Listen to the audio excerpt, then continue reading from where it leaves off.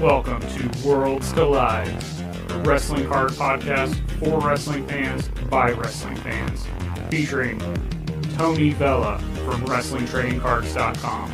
This is like a stock market. And Zhan Morning from Wrestling with Cards on YouTube. And I'm not saying there's a right or wrong answer, I'm just posing the question. Join them as they navigate the world of wrestling cards, helping you build a bigger and better collection and making some money along the way. What's up, everybody? Worlds Collide back again, and boy, do we have a doozy of an episode today. Tony, how's it going? Talk about an impromptu recording tonight, man. We're going to be totally, doing some... totally impromptu. We did not have, here's the thing, we did not have anything planned, and me and you both got caught up in some stuff on Twitter, which we have one of those guests today, and then we saw people replying, hey, we want you guys to record a podcast. So guess what? If that's what you guys want, that's what you're going to get. And before we start off any further, I have a very apropos prop for you guys watching the video. There can only be one king, and I just got this in today. So He's the real. For those listening to the audio version, he just put up a Pro Wrestling All-Star Fury the King Lawler autographed version of it. It's awesome. That's great. All right. So our guests today, we have invited two people on. This was going to be our first versus, almost like a rap battle or a virtual cage match, however you want to say it. But we've got Uncle Danny, who most of you guys have probably seen on Twitter. He has an amazing collection. We're going to just turn it over to him. Danny, how's it going? Hey, how's it going, fellas? So basically, I got into cards and into wrestling probably when I was like 7, 8 years old. The first match that I ever went to was an Andre the Giant match in 1989. My father brought me. It was in Madison Square Garden. And then I just got hooked to the wrestling. Hulk Hogan, Texas Tornado, Macho Man. Who doesn't, man? Who doesn't? Yeah. I used to get all the wrestling cards. There was like the blue packs. I think it was like the 1990 Classic. I used to buy the packs. I used to have wrestling parties for summer WrestleMania. And it just brought me back to like when I was younger. It was just so much fun. Everybody was into wrestling. Hulk Hogan was like Michael Jordan to everybody. Macho Man. It was just such a fun time compared to what the world is now. True. And complicated it is, and with social media and just all the bragging and everything, it brings like collecting anything just brings you back to a simple time, and it brings me back to a very good time in my life. So I did collect up until, and I'm 38 now, so I collected from, say, 1990 to 2001, until I was a senior in high school. I was going to college. So I was like, you know what? It's time to put the hobby to rest and, go out. There are more important things going on when you're in college. Yeah. But this is not that kind of a show. No. Or, going out, doing what you got to do. So I stopped cold turkey. And I only collected really basketball and baseball. Those are the big, when we were younger, and that's what we all collected. All my friends collected. There was a local card store in Manalapan that we all used to go to. So when I stopped, I took probably about a 10-year hiatus. Then I got back in 2011, and I was heavy into the basketball cards through 2014 until I got married, because then I was like, okay, this hobby's really expensive. I just bought a house. I'm like, it's time to just stop, because it was actually getting expensive and stuff like that. Actually, my wife bought me from our wedding, as a wedding gift when we got married, Joe Namath rookie BVG 5 and the Will Chamberlain rookie PSA 6. That was her wedding gift to me. Nice. So that's why you put a ring on that one. Exactly. Yeah. So I've been always into the cards. I always liked collecting. So I stopped again because it was getting really expensive, and I just stopped cold turkey. So fast forward to 2020, the pandemic, and I didn't know it was going to be like this 2 years later. So what did it start? March of 2020. I was like, all right, we're going to be in for a little bit. So I just started going on eBay, and eBay's really addictive. And I was dabbling again with the basketball cards up until about June, July of 2020. And I started seeing these wrestling cards pop up, and it was the Wrestling All-Stars. And I remember seeing one on auction. It was like a Hulk Hogan 1982 Series A autograph card. And it went for like, I don't know, maybe $1,500. I was like, wow. I was like, these cards have some value. So I had no idea anything about wrestling cards, but I Googled like that set, and I saw like there was all these like famous guys in it. So I'm like, this must be the set. And then I'll bet you it was WrestlingTradingCards.com. Yeah, probably was. Yeah, no. So that's what happened. I was like, it just caught my attention. And the basketball cards, I was pretty heavy into the basketball cards, but I was like, this has my heart. This brings me back to like when my grandfather used to take me to the wrestling matches. This brings me back to when I was 8, 9 years old and I was watching wrestling with my friends and having all these parties. It just brought me back to such a great time. So I started looking up the set of the All-Stars, and then I went on Instagram and I just put it in like the filter, like tag, and I just wanted to see what pictures came up. And then I came across David Peck and his amazing collection. And I started hitting him up on Instagram and Twitter, and then he kind of showed me like what to collect. And then I bought a Hulk Hogan auto rookie 82 All-Stars, just authentic. I bought it Ric Flair. I'll show it to you now. I still have that one. Guy came with props. Love it. Yep. So video version gets the benefit. Yep. This was the second card I bought. It was a PSA 7. And then I bought an Andre the Giant PSA 7. So I went pretty heavy. I spent, I don't know, maybe $4,000 or $5,000, maybe $4,000 on the 3 cards. And I was good. I just wanted a little taste, and I was good. Then what happened was probably August, September, I was on Twitter, and then everyone's just starting to post their cards. I'm like, wow, I want to get a Sergeant Slaughter. I want to get Jimmy Snuka. I want to get Tony Atlas. And then it just snowballed. And then what happened was this guy, a good friend of mine, Frankie Saints, he's on Twitter. Yep. Love that guy. He's got an impressive collection. Such a nice guy. He posted, I don't know, he started to sell on Twitter, and he posted something about like a Hart Foundation card and Ultimate Warrior card. So I was like, okay, cool, I'll buy them. And then we just started chatting, and he's like, well, I might be interested in selling some of the All-Stars. So I bought the Kerry. I'll show you the Kerry. That's a tough one. That's a tough one, man. Cards. Hold on a second. So this was like the big card that I bought off him, like one of the first big cards. Man, that looks great. That's such a beautiful card, man. And it's a top pop Kerry auto, very rare. He's considered the key guy in the 82B set. That's the key card. So then what happened was I just kept buying, and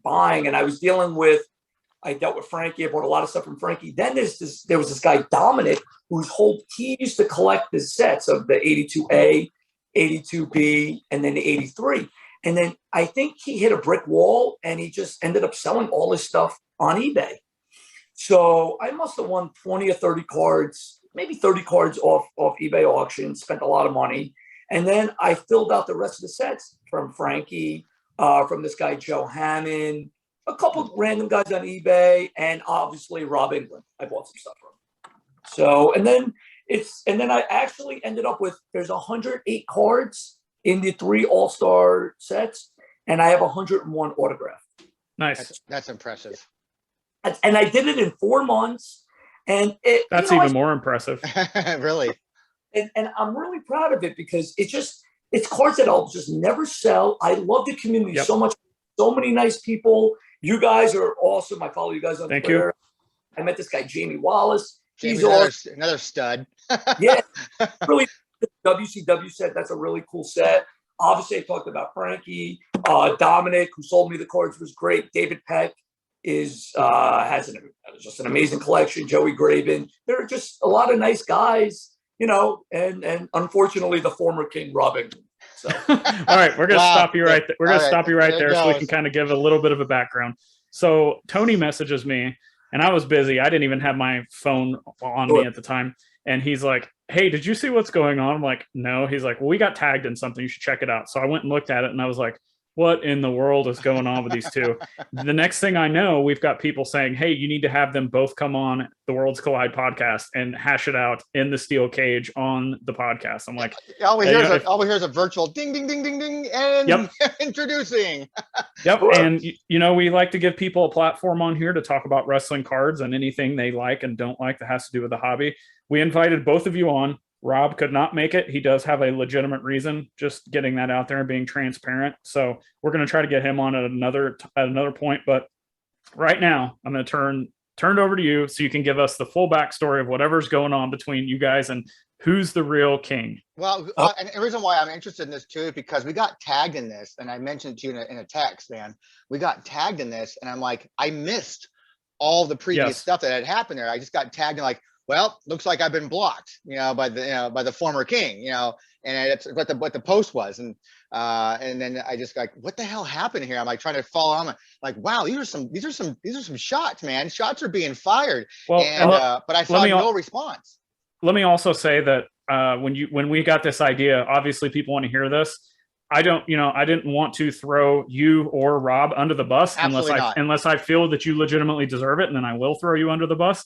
But I think I wanted to get you guys on to hash it out, or at least talk about it for education purposes, whether it's positive or negative. The more just information we can get out there, be it bad actors in the hobby, misunderstandings, card information, it doesn't matter. It's all about information. So with all that being said, what Tony said, we both missed out on it. Turn it over to you. Okay, so I'm back now. Yeah, so Rob, I met Rob, let's say 2 years ago, maybe a year and a half ago. I met him on, I guess, maybe I bought like a random like Sergeant Slaughter All-Stars auto off him on eBay. And then he said, oh, message me on Instagram. I got all these cards, save on eBay fees, whatever, whatnot. Sure. So then, fast forward, I wasn't a threat to him. Rob is a very competitive guy. He has really good stuff. Very, very, very competitive. So what happened with Rob was I started dabbling with the All-Stars. I maybe had 8 or 10 of the 108. And what happened was Dom, it was just a perfect storm because a lot of these big guys, I call it the old guard, they don't sell to each other because they're all kind of competitive with each other. So I was new blood. So I established relationships. Frankie's a very dear friend of mine. I was cool with Rob. Obviously Dom, I won a lot of auctions, and then I bought some just random cards, fill in gaps from other guys. And I made a couple trades. And what happened with Rob was the first disagreement. Now, I didn't ever love Rob because I always thought it was weird he called himself the king. Obviously, I'm now the king now, but for those who can't see, it's an audio version. Uncle Danny here is just like really taking an open wound and throwing some salt in it by wearing a king shirt. It's pro wrestling. You got to go. Pro wrestling, man. He is living the gimmick. I'm a heel. So what happened was Rob, I thought he was a little strange, like calling himself the king and just like he was almost like the movie Jim Carrey, the cable guy, and he thought like in a dream and he thinks it's real. Like, I want to shake him. This is a hobby. You're not in a movie. You're not a wrestler. You're not signing autographs in a parking lot. You're just an average, 46-year-old man who lives in, I don't know, Sacramento, California. So, short story, going back to the cards. So I just started Dom. It was just a perfect storm. I sold a lot of my basketball, not a lot, maybe, I don't know, I'd say $25,000 worth. And then I started buying from Dom, from Frankie, and all these cards. And then I saw that I was close to the set. So the first set I completed was the 1983 All-Star set. Now, this is where me and Rob had contention. This is a card that Rob wanted. It's a Bob Sweeten All-Stars 1983 authentic card. Now, Rob was the underbidder on that card. He bid almost $1,000 on the card and lost. Frankie, at the end, within 10 seconds left of eBay, you know how auctions work, he sniped in, won the card. So this is a set buster, that card. So you really can't complete the set without that card. It's the only known slab Bob Sweeten in the PSA registry. There's not even one in Beckett. I'm not saying there's not another one in the world. I can't say that, but the only one slabbed that we all know of. So then what happened was Rob tried to trade for that card from Frankie, and he wasn't really willing to give up anything good. I swooped in, got it. And then what happened was I ended up posting it on Twitter because I was happy. Everybody's braggadocious. Everybody's out there flexing their stuff, man. You're flexing. And if again, I'm not really a braggadocious guy, but like on Twitter, I like seeing other people's collections. I'm going to stop you right there because I wouldn't know you're not a braggadocious kind of guy based on this tweet battle going on. Yeah. Hey, but also I want to say that if we don't have people out there showing off cards, how are people going to know about them? Exactly, 100%. Yeah, and I'm not really like a show off in real life. I just like to show the cards. Also, I like seeing people's cards. Right. I like seeing David Tech or Frankie or any of these guys, Jamie completing a set. I don't have much, but I have some stuff. I mean, I have. Was that a Bogwinkle? I couldn't see that. Was that Bogwinkle? Yeah, it's yeah, he's in here. All right, they're all in here. So this is what started the fight between me and Rob. So what happened was I posted the card, and then all of a sudden he's saying that this card's fake and this and that. I'm like, wait a second. All you guys live and die on the sort of PSA. So now Rob is now he grades cards. I didn't know he graded cards. So he told me that this card's fake. He knows it was signed in some basement. I'm like, wait a second. If this card was not authentic, let's just say like an Andre the Giant auto rookie or slabbed and not slabbed PSA, what's going to be worth more? The slab. Right. Yeah. The raw card, not that it's not worth anything, but if you can't slab that, it's not worth much. Yeah, and these guys have been the flag bearers for many, many, many years.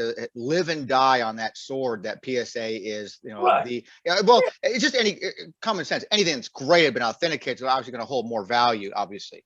But they live and die on that. The PSA is the place to get your stuff graded. Which, of course, no one here is here to debate that. I mean, that's tried and true. It's shown online all the time that we see it gets the highest prices on stuff. But yeah, it's just weird that some people will go and say, oh, this is legit because it's graded. And then if they want something that's not, you know, they couldn't get it, it's like, well, it's fake. You know, I mean, pick a side of the road and stick to it. Yeah. No, I'm not, and of course, I'm not defending you on it by any means. I'm just kind of showing that happens a lot throughout everything, you know, when it comes to the hobby. Sure. And I'm a peaceful guy, and I was like, wow, this guy who I bought a lot of cards from, he's blowing me up on Twitter on a card that is. Is this today, by the way? Was this today? No, this was about 6 weeks ago. This is when I'm curious as what happened today. So we'll go. We're getting the backstory though. Good. Yeah, this is the backstory. This all leads up to today. Or whatever it was yesterday. So what happened was, so he was saying this card's fake. It was signed in the basement. I'm like, wait a second. You guys all live and die on the sort of PSA grading. This is in a slab. It was graded by PSA. Not only that, you underbidded. You were the winning bid until 10 seconds left. You were bidding on it for $1,000. And then on top of it, you try to trade for the card. So how in this world are you coming at me and saying it's fake? And so I'm like, how hypocritical is this guy? I was like, wow. So that's right then and there. It takes me one time not to really like somebody. And right then and there, I was like, okay, this guy is not a nice person because he could have DM'd me and said, hey, you know, Dan, maybe this is fake, but I like the card. He blew me up on a public forum. And it's a card that he bid $1,000 and he tried to trade for it. So how hypocritical is that? So that was one instance. It really turned me off from him. Another time was that I needed this Jay Strongbow card in the set, the complete, in the 82 set. And we were talking about it, and he was like, I don't know, whatever it was, $500-$600. It was in really crappy condition, but I wanted to complete the set, so it didn't really matter. So I'm like, yeah, you know, I want it. And then all of a sudden, the next day, he listed on eBay. So I just thought that was like so weird. Like, you're talking to me about a card that probably nobody else wants besides me, and then you put it up on eBay. I thought that was a little underhanded. Then another time I posted some cards. He got jealous because then I finished the 82B set, and all he kept saying was, these are my cards. And then he said, all you're good for is lining his pockets. So I was like, wow, that's another rude comment. I'm like, what's wrong with this guy? I was like, there's a lot of jealousy and hatred because what he took 15 years to do, I did in 4 months. And I just saw like a lot of jealousy out of him.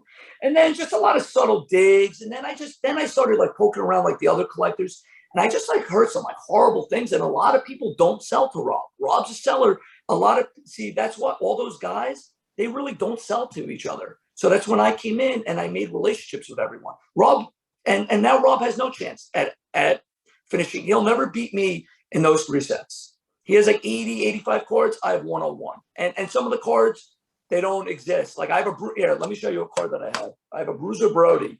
There's only 3 slabbed in the world. Jesus. Unbelievable. That's unbelievable. Yeah, only 3 slab. One is owned by the guy Mike from Leland's. He'll probably get it. He's not a seller. Another guy owns it. It's a Beckett authenticated, and then me. So that's a set buster for the 1982 Series A. Rob has, I think, 34 to 36. He's missing the Bruiser and the Andre. I priced out an Andre. It's about 30 to 40 grand. That's a little too high for me. And then the Bruiser. So I got the Bruiser. So he can't finish that set. There's no way. It's impossible. And then just another thing, like another guy. This is the type of guy Rob is. He's very petty.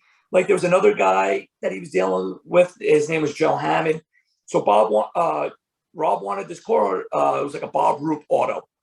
It was $100 on eBay. It was a cheap card. So we messaged Joe. He's like, I'll give you $80. Joe won't sell to him because they had friction in the past. Joe was one of the original guys to get all the autographs when he was 15 years old. It was Joe. There's this guy in Michigan, and then this guy, Alan. Those are the 3 guys that got a lot of the autos that are in people's collections today. And what happened was Rob texted me and said, hey, listen, can you buy this Bob Roop card? I'm like, wait a second. This is like $100 card. Why are you asking me? And I'm like, is there any reason you want this card from Joe? He's like, yeah, I want to buy it so I could taunt him that I have it. And I was like, Rob, I can't do that. I'm like, he's just a very petty. I find him very petty and insecure. And what happened was when I ended up being the top guy in the 83 and the 82B. Well, explain to those people, what does that mean being the top guy? What is it we're talking about, top guy, to those who don't know? I have the full autograph sets in 83 and 82B, the full sets. There's a couple that are not physically possible to get. The Grand Wizard unfortunately passed away in 1983 when the set came out with his card in it. So it's impossible to have that card. There's another card in the 82B, Jerry Blackwell.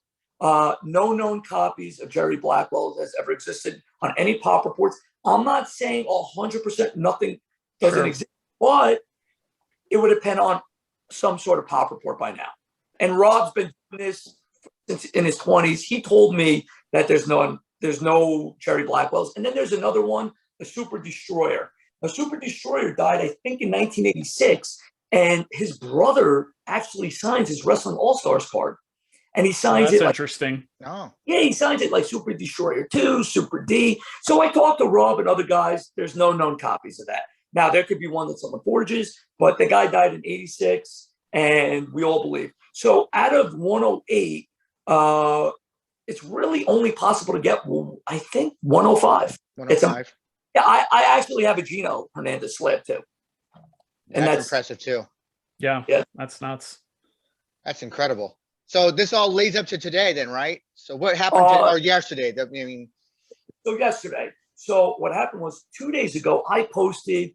So I kind of realized I wasn't going to finish the full 82A set because Rob had a couple cards and he was kind of holding me hostage with them. He wanted like $15,000 cash for 3 cards. So I was like, all right, I'm going to get the highest grade possibles, not autographed, and just finish with 32 of the 36. So I ended up with a PSA 7 Andre, a Dick the Bruiser PSA 10, which is a Pop 5 base card, a Dick Murdoch PSA 9. There's no PSA 10s, and the Crusher PSA 8. So I was like, you know what? At least in my head, I'm finished with the set. I don't want to be held hostage by Rob and stuff like that. So I posted. I was happy. And I was like, oh, I finished the set, 32 out of 36, yada, yada, yada. So yesterday, Rob posted something. What did he say? He posted his 82A set. And he's like, oh, all my cards are PSA 7, 8, or 9. They're all slabbed. And he kind of was passive aggressive with me. And then it just snowballed into like a Twitter war. And then basically, you know, he got a little class list, said some not nice things about me. I went back and forth with him. He like threatened to fight me in a steel cage match for my wrestling cards. He was just acting out. And I got a lot of DMs from a lot of wrestling people saying that he looked really, really bad and that, you know, he like he's the fake king because the Wrestling All-Stars is the foundation of the wrestling hobby. Those 8. It's the 52 top set, basically, is what it is, really. I mean, it's the 86 Fleer, you know. Yeah, and to be honest, there's there's only like, I'd say, I don't know the exact amount, maybe like 50 to 60 guys left of that set, of the 3 sets of the 108. Yeah. You got to figure, they're all in their 60s, 70s, and 80s. In 20 years, all those guys might be gone. Yeah. That could rival like the 52 tops and the 86 Fleer. And I think Rob, unfortunately, underestimated how quick I was going to get these cards and have all these relationships. And he's very upset that he's not the king of the All-Stars anymore. And he's really upset. That's why he went right to the 82A and was like throwing some shade at me. And he's just I just find him very, very petty. And that's where the whole fight transpired. And then he was such a baby. He blocked me on Twitter after calling me all these names. So, he's a 45-year-old baby. That's what I call him. And he's not the king of anything because, like I said, the foundation of this wrestling hobby is 82A, 82B, and 83. And it's the base. And in the base, David Pegg, Joey Graven, and this guy Ray from Hawaii, and there's a couple other guys, blow Rob's cards away. And then in the All-Stars, which he had a lot of autos, I blow him away now. So the king is over, and I'm here. dude cuts a promo. I just love it. I love it. Tony, what do you got? I'm kind of stirring some stuff in my head, so take it for a minute. No, I just really not a whole lot to say. I think it's impressive no matter how you look at it from anybody's perspective. I don't care who you are and what you have in your collection. If you have any number of these cards in your collection, whether it be full, partial, onesies, twosies, all whatever, it's still PSA 10, PSA 1, authentic. I don't care. Yeah, I don't care. It's all good. All impressive to me. I mean, for me to go back when I bought these sets when I first had them, and I bought all 3 sets. I bought all 3 sets complete for $25. To have them and then to think, maybe I should get them autographs like that. Never would I ever thought they would come to this point. Never. And it's impressive when I see people posting these. And granted, for me, I get a little bit tired of always seeing the same things being posted all the time. I get it. But when you start seeing in the last year plus of just showing the base cards, so me just kind of throwing them up like this, and just throwing them up, that's one thing. But then now to see that the evolution has gone to let's get the autograph versions of those kind of cards would be great. It's okay, now it's something different. That's kind of cool, man. I like that. So to see, my hat is off to you, sir, for anybody else out there who goes out there and spends the time, the effort, puts in the work and the money, of course, to go out there and to complete their passion, which is just freaking awesome to me. Yeah, I appreciate that. It's just I have such a love for the hobby, and I actually, Twitter is just so amazing because some of these guys I'll probably never meet in person, but I became friends with them. We all shoot the shit with all the cards, and I just because I collect wrestling All-Stars, I like other cards. I like that W set that Jamie has. I think it's so cool because there's a lot of the wrestlers from the 80s in that set. Yep. And then there's 85 tops. I'll show you another card that I have that I just wanted to show you. I collect the All-Stars, but I have an affinity for Macho Man and Miss Elizabeth. Oh. Those were probably my favorite duo. And this is a rookie autograph, 85 O-Pee-Chee. Nice. Yeah, dual auto. And that's the only other card I collect. So I'll collect dual autos of those two. Yeah. You should go back and watch an episode I did on the WTC episodes. I interviewed child actor Scotty Schwartz, who was the kid who got his tongue stuck to the pole in A Christmas Story. And wow. I've known Scotty for years and years and years. Well, he was a huge wrestling fan and actually toured around and helped do setup for ring, takedown for ring for WWF back in the 80s. And became very good friends with Savage and Elizabeth. So he has the wedding episode they had where they did the wedding thing and with the invitations like that. He has that signed by both of them. He has tons of stuff by Savage and Elizabeth. And so his stories are amazing. I wonder, would he ever sell something like that? That's something I'd be interested in. No, probably not, right? Probably not, but everything has a price. Yeah. No, I always like those two. It's a shame what happened to her. That's another thing that's weird with wrestling. A lot of these people died early, Gino, Bruiser Brody. He got stabbed by a wrestler in Puerto Rico. They had that show. What is it? Dark Side of the Ring. Yeah. I remember watching that episode. I was like, wow. And the guy got acquitted of murder. Right. The guy who killed him, right? What was it? Jose something? I forget the name. It was one of the invaders. I can't remember his actual name, but Yeah, something like that. That was a crazy episode. And there's just a lot of like, how about Kerry Von Erich? How about the whole Von Erichs period? Yeah. Yeah, that's a cursed family, and just a lot of the guys like that's what's so unique about the set, because a lot of these guys are just they're not alive, but they're not 5 years. It's been like 20, 30 years. Yeah, and that's one thing I've been preaching about this set forever. Like I've talked to a lot of people that are like, I'm the cards themselves, they don't do it for me. I respect them, but it's not something I like. The thing with this set is there's so much history here that can teach people about actual wrestling history and how big of stars these guys were and still are based on their name. But even some of the lower talents were like huge superstars in some of these territories back in the day. And that's when, you flip these cards over and you just start reading the back of them and you're just like, who knew? And then you can go on YouTube with the wonders of the technology we have now, or you can go on Peacock, WWE Network. Who knows Billy Robinson? Come on. Who knows these guys? Come on. Yeah, that's the thing. Most people don't. And that's one thing these cards can do for people is teach them about wrestling history if they're willing to go back and then learn and then hopefully have more of an attachment to the cards. One thing I want to kind of close out that like this could be a discussion that goes on for a few minutes, but I kind of want to close the show out with Danny, you're talking about competition. You're talking about how people don't want to sell to each other. And that's a huge problem for me. I do not like dealing with people who are so stuck in their ways that they don't understand the evolution of the hobby, and you got to let stuff go to expand the hobby. I don't understand the competition aspect of it, because you said it. We're like guys in our 30s, 40s, 50s, maybe you're even older. Maybe you're here. maybe you're a kid just starting. Guys, this is not a competition. It can be a friendly competition to be like, hey, I got this, and I'm the number one collector. Like, I like to try to go after all the Karrion Kross stuff.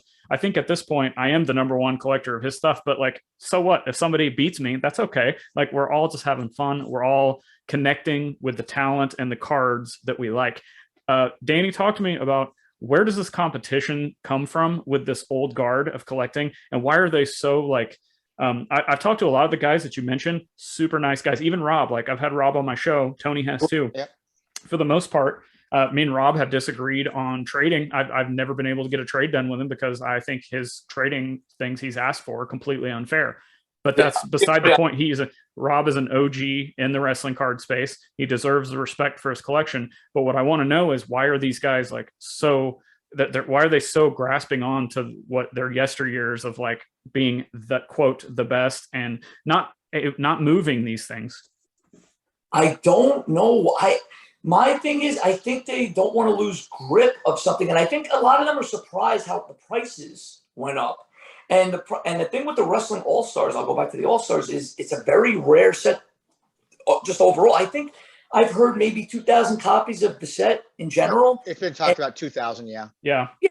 And you see, like with basketball, like the Prism cards, they make so many of them, like Luka Doncic Prism, PSA 10, there's 20,000. These wrestling cards are so rare and unique, and they should really start selling. I'm not saying sell your best card. Sell like your PSA 7, PSA 8, because then you bring other guys into the hobby, and what happens is it just explodes, because I know long term there's not going to be enough supply for the demand.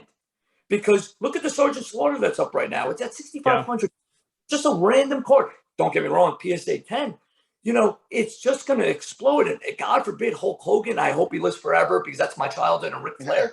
Yep. God forbid, this set, you could see every card go up 3-4 more times easily. Because with all the money debasing now, and people are just taking their money and putting it to art, putting it into sports cards. And I think wrestling hits that key group of 35 to 50 where everybody has great childhood memories. And that's where a lot of the money's made. And they just plow it into the cards. And this is the premier set.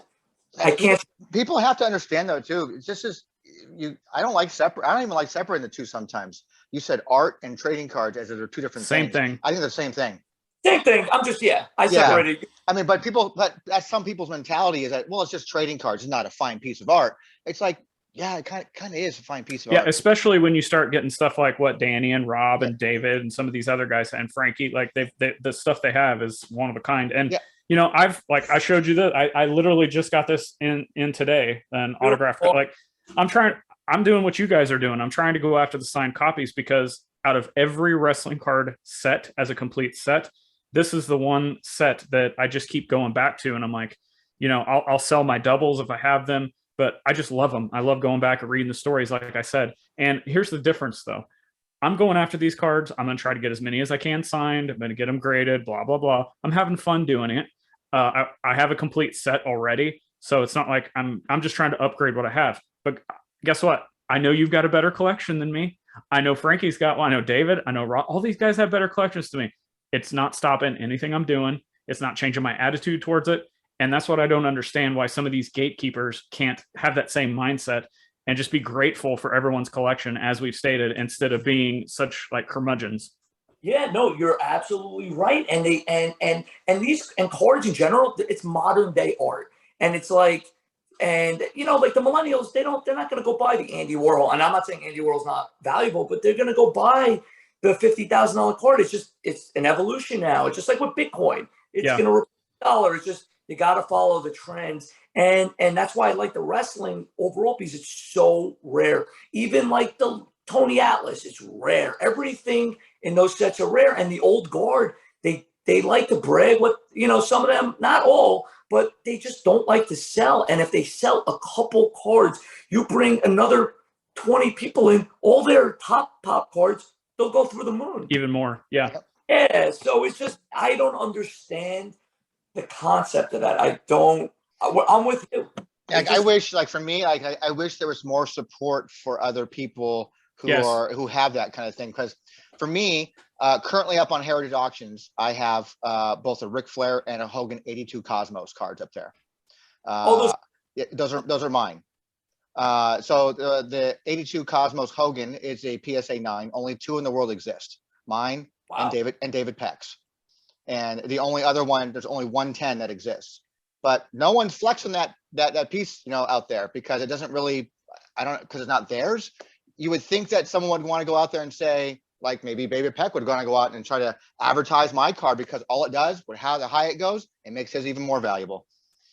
Yeah, no, you're not wrong. Wow, that's a beautiful card. I have seen him talking about, I don't know if it was his card or your card, but he has been tweeting a Heritage auction of some sort of that could be mine card. Then. It might have been yours. It is mine then. Yeah, but even like I've seen David using Card Ladder. I mean, come on, that's a modern piece of technology that you can use to help your pricing your cards. So again, when I said curmudgeons, Danny, it's like you said, they're not everybody is like that, and I'm not even accusing Rob necessarily of being that. I'm just making a blanket statement that to get the hobby moving forward, you got to let some of that stuff go. You have to be fair to people, leave meat on the bone, so to speak. And then Danny, like you said, by doing that, it's going to create more demand, less supply, and the stuff you do have gets even more valuable. But then we circle back around to if we're all collectors anyway, like you're going to hang on to it regardless. So you might as well let other people enjoy it also. Sure. Yeah. And we all agree. I just think some of the cards should be just let go. And and going back to Rob, I think Rob's thing is he wants to be the best. So it's like, it's just, I guess he just won't part with certain cards. And then he got very upset that what took him 15 years, a long time, I outdid him in 4 months because he couldn't leverage relationships because he burnt a lot of bridges over the years. You mentioned trading. He's horrific to trade with. When you make a trade, when you make a trade in life, every trade has to hurt you a little, has to hurt the person a little. His trades are always like 70-30, like him. It's like when you walk out of there, you're like, wow, I just got punched in the face like 5 times. He's impossible with, and it's like it turns people off, and that's why nobody wants to really deal with him with the big stuff. Nobody's selling him anything, and he knows it. I'm not going to tell my story on that Hogan card because I got offered on that. I got offered a trade deal on that. That was I felt was very one-sided. Was that by the former king who abdicated yesterday?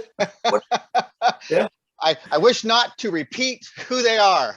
Oh, yeah. He makes a lot of I remember one time he offered me 4 random cards for a Hogan 82's All-Stars auto. It was a Lou Albano, and it was in horrific condition. This Macho Man auto card, just like some random cards. And I was like, wow, this guy actually thinks this is a good offer.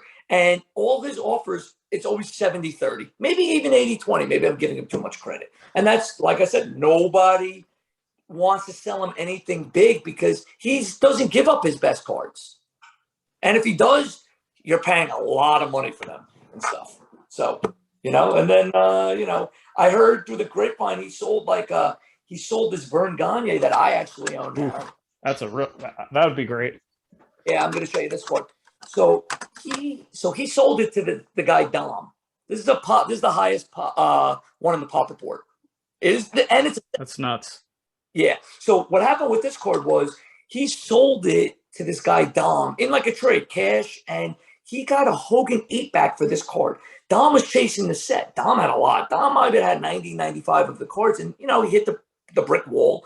And before he hit the brick wall, he got the Vern from him. Rob was holding him hostage with the card, and then eventually he told me he gave him a Hogan 8. I don't know, it was a Hogan 8, and it was for like the Vern and maybe another card. The Hogan 8 Rob sold for $12,000 cash, and the Vern, that's not worth that. So what kind of deal was that? Rob was holding him hostage because the guy needed a key card for the set. That's how Rob trades. So he's not fair. He's not fair with anything. You know what? And even the spares that he sells, he's always very high price, but I had to deal with him and call him the king to fluff him up so I could get the cards I needed to complete my set because some cards he had I couldn't get anywhere else. And that's how it goes. And he's very bitter and upset that I have the sets and he doesn't. And he has no access, no way to get the sets. And the king, I just find his whole king moniker like pretty hilarious. He wears, this is a joke, okay? This is a joke. He goes out in public and wears "I'm the king." Like, I mean, come on. He's not, I don't know. Maybe he's going through a midlife crisis. Who knows? Well, I'm telling you, this is literally, because we're going to wrap it up here, but this is literally a real life hobby wrestling match. Maybe hopefully one day, he's not afraid to face the wrath. One other thing I want to throw out as we're closing out, we talked about being the best and everybody, obviously, like that's the whole point. Like, you start buying a pack of cards, then you trade, then you move up to inserts, maybe numbered, like it's all an evolution of your collection from start until, it's a never ending journey until you either get out of the hobby or you're dead. And I've met and talked to a lot of people in sports cards that have like tippy top collections, like stuff that I would never be able to afford in my life. And they're like the humblest guys ever. Like, yeah, it's a fun, friendly competition, but most of them like they get just as excited about someone else's collection as they do something that they're showing. So I wish and hope that the wrestling card hobby will start kind of evolving that way in the first place. But in closing, you mentioned that Rob was not fair with his trades. We're going to be completely fair in the aspect of Rob had an open invitation tonight. He's got an open invitation to WTC, to my channel, to Worlds Collide. We'll have him on maybe we'll have you back on if we can coordinate it or something. But I'm always up for hashing it out, whatever it is. So me too. Yeah, and the last thought is I'm available. Just give me a few days notice. I'll be available if Rob wants to come back for his throne. I'm around to chat. The challenge has been thrown down. This is so all right, Danny, it was a great discussion. Thanks for jumping on with short notice and giving us all this information. And obviously there's a thing with you and Rob, but talk about more great information about true collectors and this 82-83 All-Star set. Yeah, so, a lot more can be taken from this conversation than just whatever beef might be going on. It's like that. There's a lot of information that people can digest just from hearing your journey and the connections and building relationships and kind of further educate yourself on how to have fun with this. And just always leveling up, man. Always leveling up. Yeah, it's all about the relationships in this hobby. You could have all the money in the world. Gary Vee tried to get into this hobby, and unfortunately, Gary Vee has more money than anyone. And I think maybe Rob might have sold him a card, and maybe David Peck sold him a card, but he wanted to buy the big stuff, and they wouldn't sell it. So money doesn't really mean much in this hobby. It's the relationships that you establish where they like the sellers sell you the cards. Because Gary Vee could flaunt a couple $1 million, and these guys weren't selling their cards because they know they'll never ever get them back. Right. Yeah. Danny, let everybody know where they can get a hold of you on Twitter, Instagram, wherever you're at. Just promote anything you want. Yeah, my Instagram is Danny Andrews 91483, and then my Twitter, as you know, is just straight up Uncle Danny. Uncle Danny. Yep. And we'll put links to that in the show notes. Again, Danny, thanks for coming on. Thanks everybody for listening. Please subscribe. Let us know what you thought about this episode. All of us are available, as we talked about, on social media, specifically Twitter. So if you want to tag us in your latest beef and you want to come on the Worlds Collide podcast and have a cage match, so be it. We'll get it done. But if you enjoyed the show today, please subscribe. Tell somebody about the show. We try to be entertaining. We try to be informative. Oh, hell, we're entertaining now. We're the Jerry Springer of the we've definitely gone into the entertainment aspect now. Oh, I enjoyed myself tonight. Thank you. There's no legit chair shots. You're not somebody's baby daddy. It's all good, man. It's just good.